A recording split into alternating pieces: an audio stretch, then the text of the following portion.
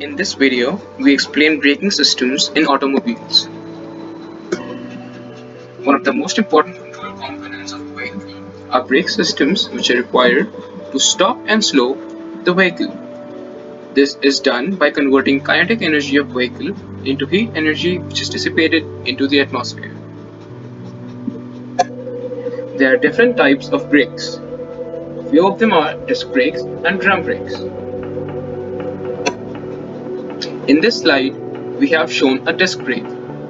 A disc brake consists of a cast iron disc bolted to wheel hub and stationary housing called caliper. Caliper is connected to some stationary part of the vehicle like axle. In this slide, you can see that this is the disc of the disc brake. These are the brake pads which press onto the disc brake to, in the end, stop the rotation of the disc. Hydraulic pressure is applied on the sides, as you can see over here, which grip the disc and bring it to a halt from rotating.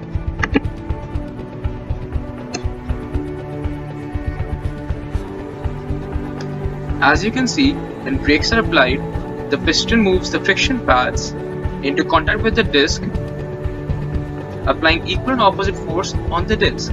On releasing the brake, the rubber sealing rings act as return springs and retract the piston and friction pads away from the disc. When the pads move towards the disc, it clutches it and stops the rotation of the disc, and when it moves away, then the disc is free to rotate.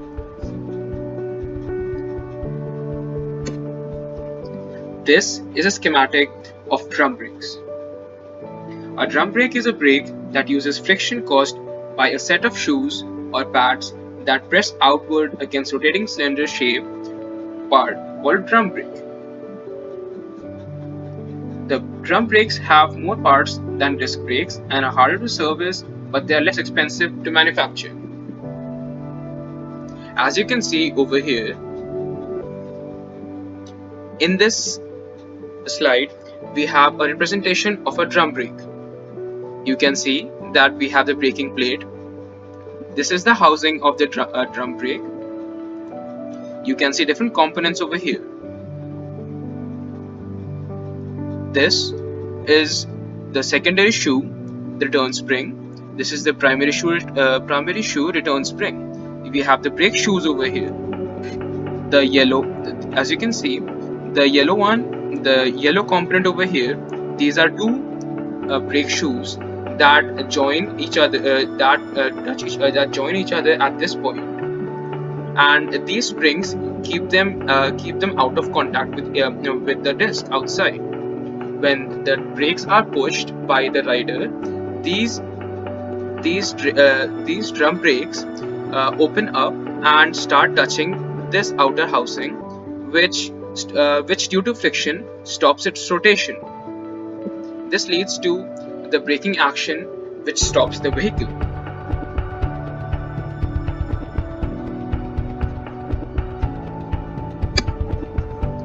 You can see that this is the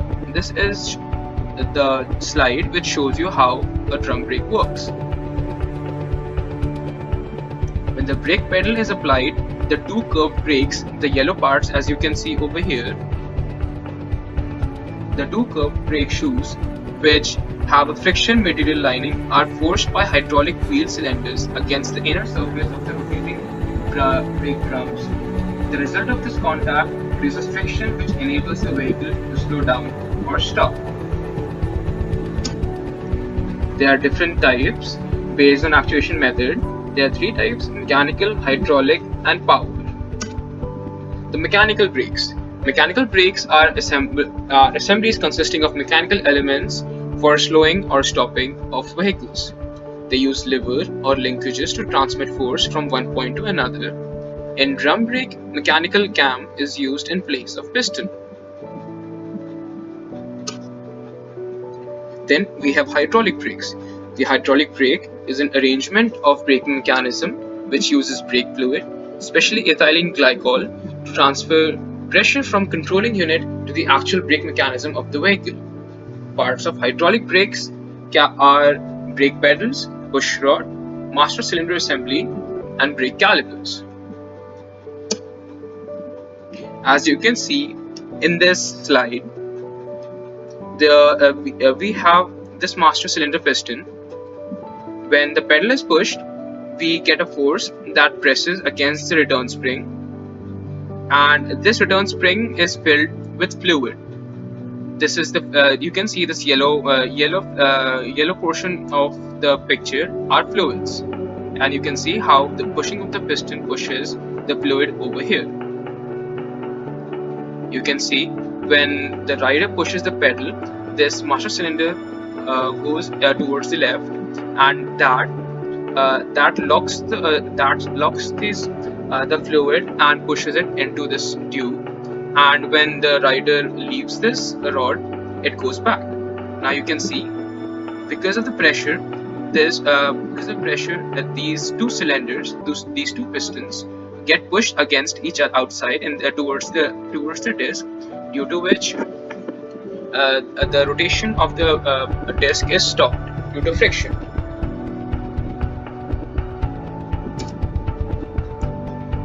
Next, we have power brakes. These are brakes in which power of the engine or battery is used to enhance the braking effort.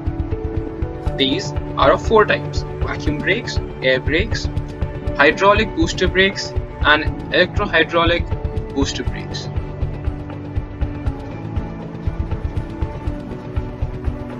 Vacuum brakes. Vacuum brake system is controlled through a brake pipe connecting a brake valve in the driver's cab with braking equipment on every vehicle. The operation of the brake equipment on each vehicle depends on the condition of a vacuum created in the pipe by an ejector or exhauster. The vacuum boosters provide brake assist for the driver by multiplying the force out of the booster, creating more than the force that was used to push on the brake pedal.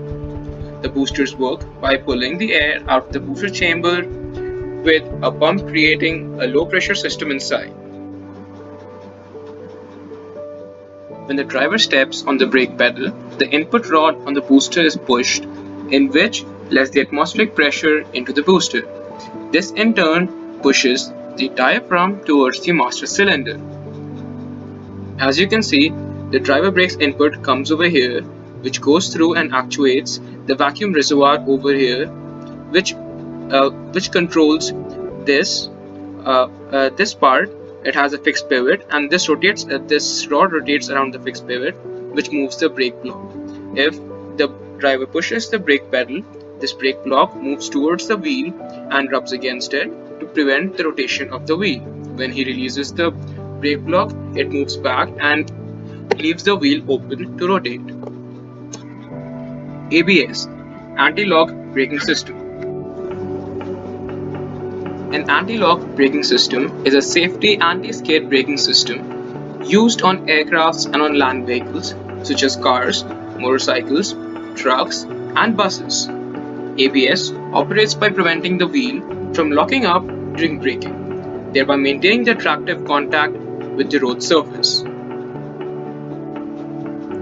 Typically, ABS includes a central electronic control unit, 4 wheel sensors, the wheel speed sensors, and 2 hydraulic valves within the brake hydraulics. The ECU constantly monitors the road speed of each vehicle.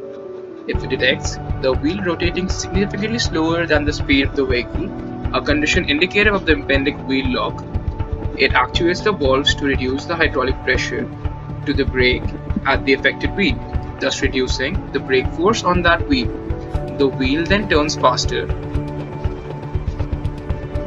Conversely, if the ECU detects a wheel turning significantly faster than the others, the brake hydraulic pressure to the wheel is increased, so the braking force is reapplied, slowing down the wheel. This process is repeated continuously and can be detected by the driver via brake pedal pulsation. Some anti-lock systems can apply or release braking pressures 15 times per second. Because of this, the wheels of the cars equipped with ABS are practically impossible to lock even during panic braking in extreme conditions. This is the end of the slides and the presentation. Thank you so much for watching.